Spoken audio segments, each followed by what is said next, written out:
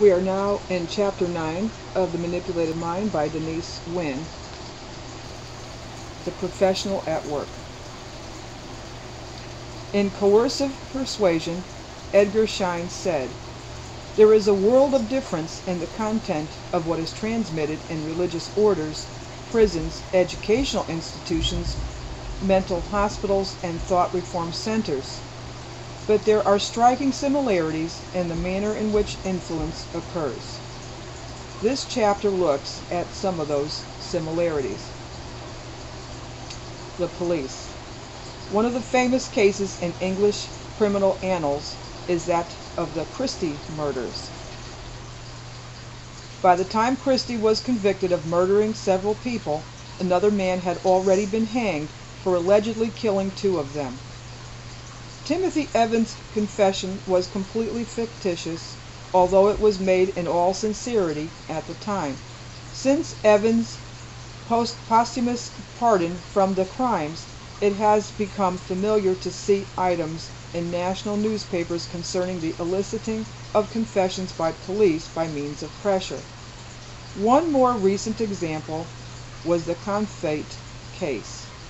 There were 3 boys of subnormal intelligence confessed to the murder of homosexual Maxwell Confate and were later found to be totally innocent.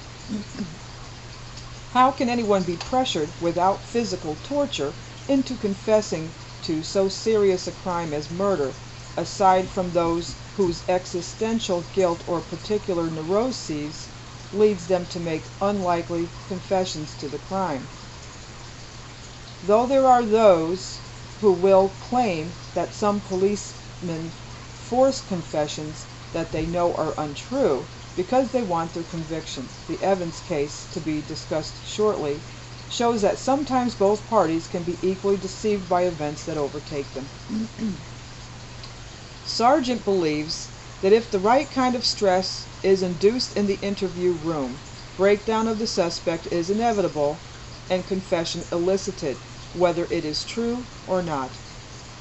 To elicit confessions, one must try to create feelings of anxiety and guilt and induce states of mental conflict if these are not already present.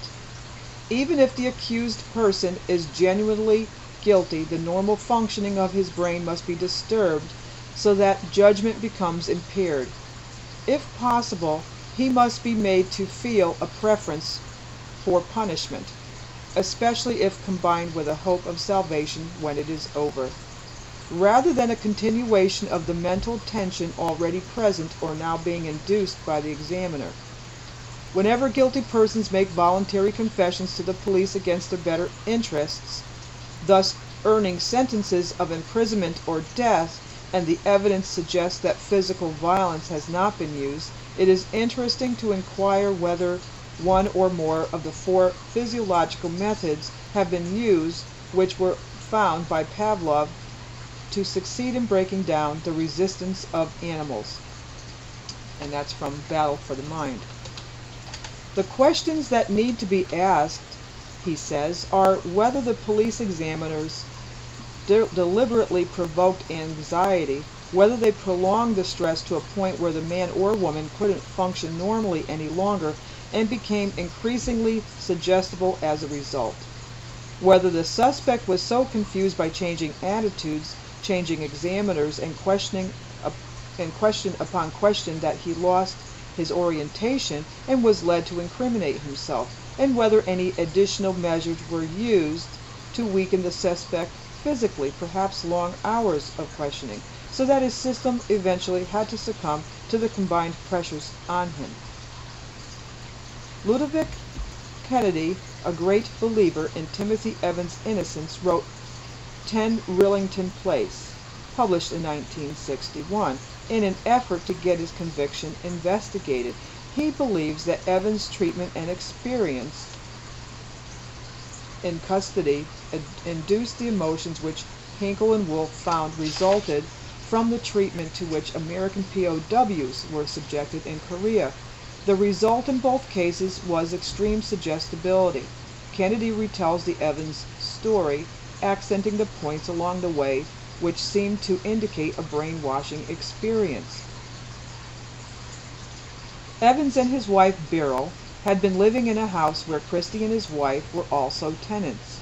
Christie had impressed upon the pair that he had medical experience when Beryl became pregnant again. She had one child and wanted an abortion. He had offered to see to it for her. Evans was very against the idea of an abortion, but eventually he had to acknowledge it was going to go ahead.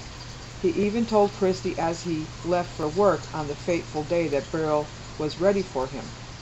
When Evans returned home, he learned the news that Beryl was dead because, as he believed, the operation had been a failure. In fact, Christie had strangled her and had sex with her after death, which had been his real intent.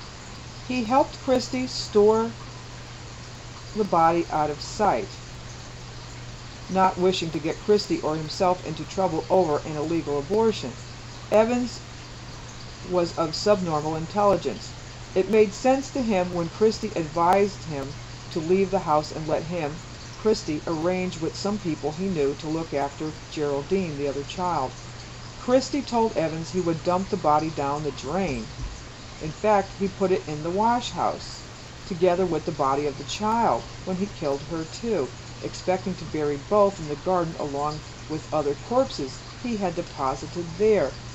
Evans went to stay with an aunt in Wales, but he was in a strange state, giving conflicting stories as to Beryl and the baby's whereabouts, and worrying himself about what had happened and how his child was and where. He dearly loved his daughter. Eventually, in desperation to find out about his child, he went to the police.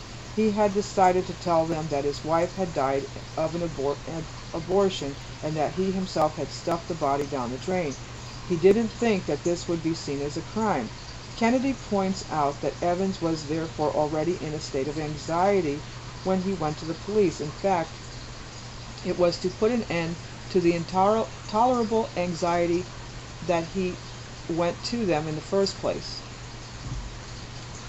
Then came the intolerable suspense. Evans was kept in Merthyr Tydfil police station while London police went to investigate the specified drain. They found nothing, of course, but they did find 2 bodies in the wash house. Evans was therefore transferred to Notting Hill police station in London. This occurred 54 hours after he had first gone to the Welsh police. All of that time he had no understanding of why he was being held. He had no idea that Beryl's body would not be found in the drain and that she had met death through strangulation, not a botched abortion. Kennedy says that he did, however, suffer the equivalent of Hinkle and Wolff's awareness that he was being avoided. He was kept in solitary confinement in Wales, and the journey under guard to London was made in virtual silence. By this time, he was certainly experiencing feelings of unfocused guilt. He knew that if he had been firm, he could have stopped Beryl having her abortion, and then she could have been alive. In a sense, he had therefore killed her in his own mind. With time on his hands and only his anxieties about what had happened and what was happening now to occupy his mind, the formless guilt worked on him. He was full of guilt, but not guilty. Kennedy comments, It is a well-known psychological fact that people suffering from an acute sense of guilt deliberately seek out punishment as a means of expunging it. Evans was also suffering the requisite amount of fear and uncertainty. He was terrified of Christie, terrified of what Christie would do if he thought his part in the death would come to light. Evans also expressed the fear later that the police might knock him about if he didn't make a statement that satisfied them. The next step in Evans' downfall, and I have to stop it right there, we'll pick that up in the next video. We are reading from The Manipulated Mind, and that was video number 1 of chapter 9.